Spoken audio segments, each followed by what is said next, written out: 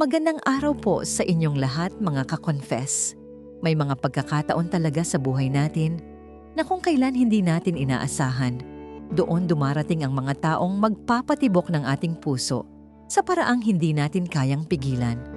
Isang ordinaryong seminar lang ang pinuntahan ko, ngunit doon ko natagpuan ang isang emosyonal at ligaw na pag-ibig na nagdala sa akin sa isang napakakomplikadong sitwasyon. Ang akala kong panandaliang pagtakas mula sa mabigat kong realidad ay naging simula pala ng isang mas malalim at mas masalimuot na yugto na tuluyang nagpabago sa aking buong pagkatao at pananaw. Paalala lang po, ang lahat ng kwentong maririnig ninyo ay pawang katang-isip lamang at ginawa para magbigay aliw at aral. Anumang pagkakatulad sa tunay na tao o pangyayari ay hindi sinasadya. Simulan na natin ang kwento. Dear Ate J, itago mo na lamang ako sa pangalang Samantha. Malamig ang simoy ng hangin dito sa Tagaytay City nang dumating ako para sa isang mandatory corporate seminar ng aming kumpanya.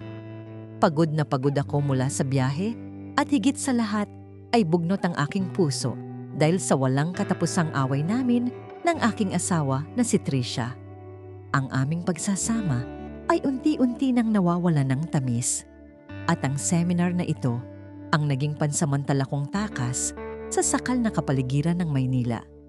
Habang naglalakad ako sa lobby ng hotel, bitbit ang aking mga papeles, hindi ko sinasadyang mabitawan ang aking folder dahil sa pagmamadali. Doon ko unang nakasalamuha ang isang makisig na lalaki na nagmamadali ring pumasok sa malaking conference hall ng hotel. Agad niya sinalo ang mga nagkalat kong papel at nang magtagpo ang aming mga paningin ay tila huminto ang ikot ng mundo. Siya si Ruel, isang regional manager mula naman sa isang malaking sangay ng kumpanya sa lungsod ng Iloilo. May kung anong hiwaga sa kanyang mga mata na tila nakabasa sa malalim na kalungkutang pilit kong itinago sa likod ng aking mga pilit na ngiti sa buong maghapon. Magkatabi kaming naupo sa loob ng bulwagan at habang nagsasalita ang tagapagsalita, sa unahan ay tahimik kaming nagkakahalubilo ng mga sulyap. Ramdam ko ang kakaibang kuryente sa tuwing magkakadikit ang aming mga balikat habang nagsusulat ng mga importanteng tala. Nang dumating ang oras ng pananghalian, inanyayahan niya akong sumabay sa kanya sa isang mesa kasama ang iba pang mga delegado ng seminar. Ipinakilala ko sa kanya ang aking matalik na kaibigan at kasamahan sa trabaho na si Vanessa na agad napansin ang kakaibang reaksyon sa aming dalawa. Isang gabi, habang nagpapahangin ako sa balkonahe ng hotel na nakaharap sa Bulkang Taal, lumapit sa akin si Ruel bitbit ang 2 tasa ng kape. Doon ay nagsimula kaming mag-usap tungkol sa mga personal na bagay na hindi ko kailanman naibahagi sa ibang tao noon. Ikinumpisal niya sa akin ang matinding lungkot na nararanasan niya sa piling ng kanyang mapang-aping asawa na si Stephanie doon sa probinsya. Pareho kaming nakakulong sa mga relasyong wala ng pag-ibig, kaya naman naging napakabilis ng aming pagiging komportable at malapit sa isa't isa. Habang lumalalim ang gabi, mas lalong naging emosyonal at madamdamin ang aming pag-uusap tungkol sa aming mga personal na kabiguan. Hinawakan ni Ruel ang aking mga kamay at ramdam ko ang init ng kanyang palad na tila nagbigay ng panibagong lakas sa akin. Sa puntong yon, alam kong mali ang nararamdaman ko pero hindi ko na magawang bawiin ang aking kamay mula sa kanyang pagkakahawak. Ang bawat salita na lumabas sa kanyang mga labi ay tila musika sa aking mga tainga na matagal ko nang gustong marinig. Ang sumunod na araw ng seminar ay naging parang panaginip dahil palagi na kaming magkasama ni Ruel sa bawat aktibidad. Kahit si Ulysses na aming facilitator ay napapansin ang madalas naming pagbubulungan at pagtatawanan sa likod ng silid habang nagaganap ang talakayan. Hindi na namin alintana ang mga posibleng tsismis ng ibang tao dahil ang mahalaga lang sa amin ay ang presensya ng bawat isa. Ang marubdob na atraksyon na aming nararamdaman ay unti-unti nang lumalampas sa hangganan ng pagiging magkaibigan lamang sa loob ng seminar. Bago matapos ang huling gabi ng seminar, inimbitahan ako ni Ruel sa kanyang silid upang uminom ng kaunting alak at magkwentuhan pa. Doon sa loob ng silid, habang sumasayaw ang liwanag ng buwan, ay tuluyan ng sumabog ang mapusok at ligaw naming damdamin para sa isa't isa. Isang mainit at mapusok na halik ang pinagsaluhan namin. Isang pagtatalik na puno ng matagal na pangungulila at nag-aalab na pag-ibig. Sa gabing iyon, tinalikuran namin ang lahat ng realidad at responsibilidad upang sundin ang sigaw ng aming mga pusong nagmamahalan. Nang sumapit ang umaga ng pag-alis, binalot kami ng matinding kalungkutan habang nag-aayos ng aming mga kagamitan para sa pagbiyahe. Akala ko ay doon na matatapos ang lahat at babalik na kami sa aming mga normal na buhay pagkatapos ng seminar na ito. Nagpalitan kami ng mga numero ng telepono at nangako na hindi malilimutan ang mga alaala na aming binuo sa maikling panahon. Ngunit hindi ko alam, ang pagtatapos ng seminar na ito ay simula pa lamang ng isang napakakomplikadong yugto ng aking buhay. Pagbalik ko sa Maynila, naging mas lalong malamig ang pakikitungo ko sa aking asawa, habang ang isip ko ay palaging nasa Iloilo. Gabi-gabi kaming nagtatawagan ni Ruel ng palihim. Nag-uusap tungkol sa mga pangarap na alam naming napakahirap mangyari sa totoong buhay. Isang buwan ang lumipas, gumawa kami ng paraan upang muling magkita at pumili kami ng isang neutral na lugar sa lungsod ng Cebu. Nagkunwari akong may aasikasihing kliyente roon habang siya naman ay nag-file ng kanyang bakasyon upang makasama ako ng ilang araw. Nagkita kami sa isang maliit at tago na resort sa Mactan kung saan walang sino mang makakakilala sa aming dalawa. Ang muling pagtatagpo na yon ay mas naging emosyonal at puno ng pananabik dahil sa matagal na pagkakahiwalay ng aming mga katawan. Sa loob ng aming silid na nakaharap sa asul na dagat, muli naming binuo ang isang mundong kami lamang ang nagmamay-ari. Ngunit ang bawat yakap at halik na aming pinagsasaluhan ay laging may kalakip na takot at matinding konsensya para sa aming mga pamilya. Habang naglalakad kami sa dalampasigan isang hapon, nagulat ako nang makita ko ang aking pinsan na si Wendy na nagbabakasyon din doon. Agad akong kinabahan at mabilis na binitawan ng kamay ni Ruel upang hindi kami paghinalaan ng aking kapamilya na may relasyon. Ipinakilala ko si Ruel bilang isang kasamahan sa trabaho na nakasabay ko lang sa biyahe, ngunit halata sa mga mata ni Wendy ang pagtataka. Ang insidenteng iyon ang nagdala sa amin sa katotohanan na ang aming lihim na relasyon ay unti-unti nang nanganganib. Ang takot na matuklasan ay mas lalong nagpatingkad sa ligaw at mapusok na sining ng aming bawat pagtatagpo sa loob ng hotel. Sa tuwing magkasama kami, tila ba buong buhay naming itinataya ang lahat para lamang sa ilang sandali ng ligaya at pagmamahal. Ngunit sa likod ng mga mainit na gabing iyon ay ang katotohanang kailangan pa rin naming bumalik sa aming mga asawa.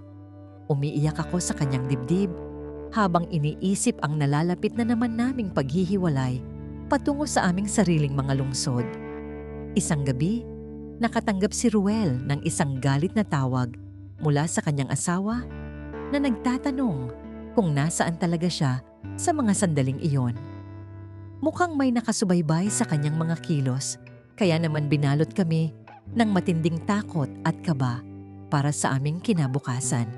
Doon namin napagtanto na ang aming masalimuot na kwento ay hindi na lamang isang simpleng pagtakas, kundi isang malaking banta. Kailangan naming maging mas maingat dahil isang maling hakbang lang ay masisira ang lahat ng aming binuong pangalan. Sa kabila ng panganib, hindi namin kayang patayin ang apoy ng pag-ibig na matagal na naming hinahanap sa aming mga buhay. Nagpasya kaming lumipat ng ibang hotel sa mismong bayan ng Karkar upang mas lalo kaming makapagtago sa mga mata ng mga kakilala. Doon ay ipinagpatuloy namin ang aming maikling romansa. Nilalasap ang bawat segundo na tila bayo na ang huling pagkakataon. Ang pag-ibig na ito ay naging parang isang nakakahumaling na gamot na hindi na namin kayang tanggihan pa. Nang matapos ang aming 5 araw na lihim na bakasyon sa Cebu, mas naging mabigat ang aming pagdadalamhati sa paliparan ng Mactan. Alam namin na sa pagbalik namin sa aming mga tahanan, mas lalong magiging mahirap ang magpanggap na maayos ang lahat.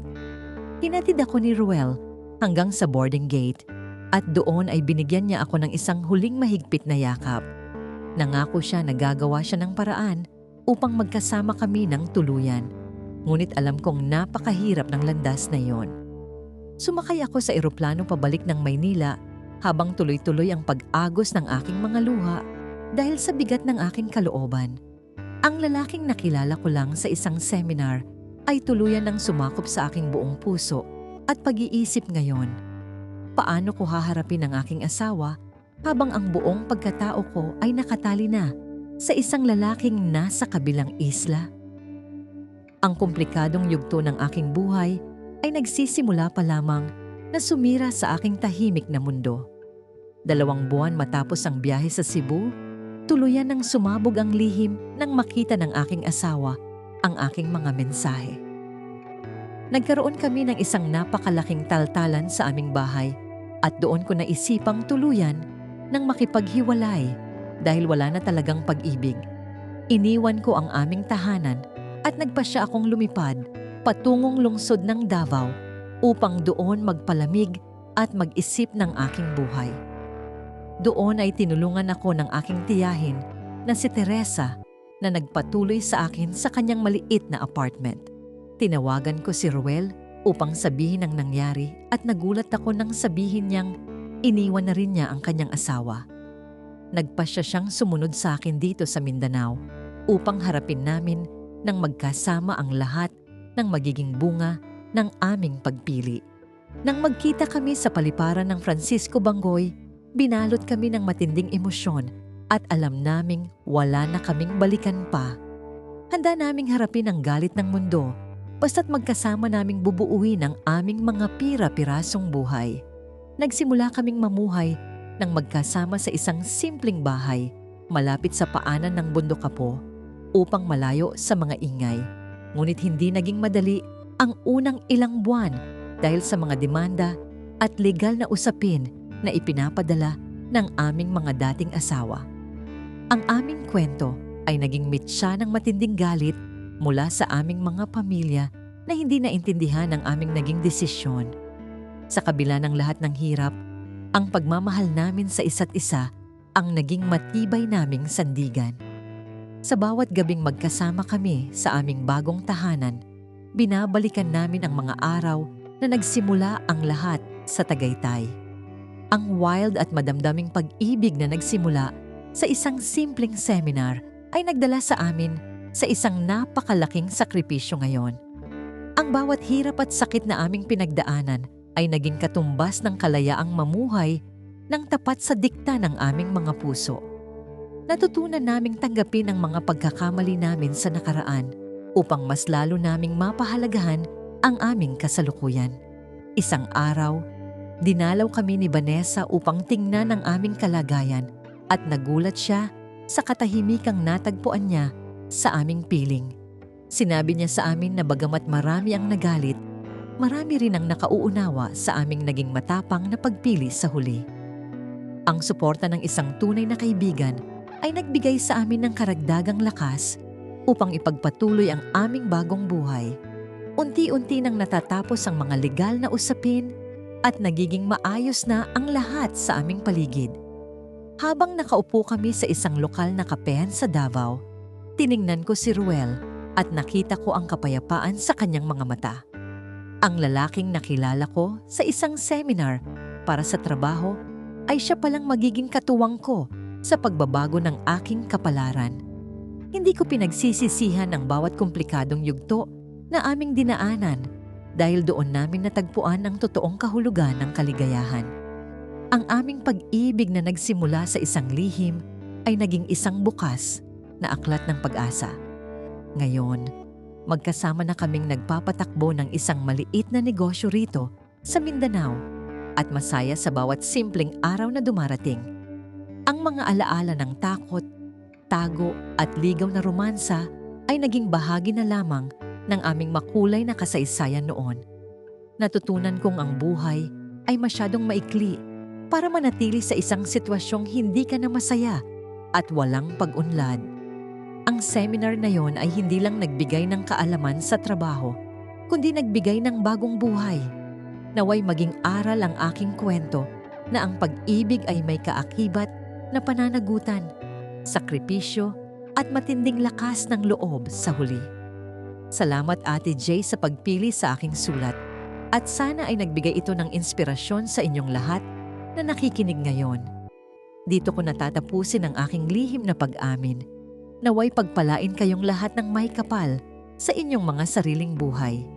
Ang inyong tapat na tagapakinig at nagmamahal na ka-confess, si Samantha, na nagpapasalamat sa inyo.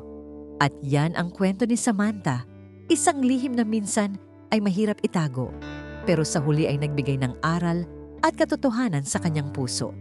Mga ka-confess, dito na nagtatapos ang ating kwento.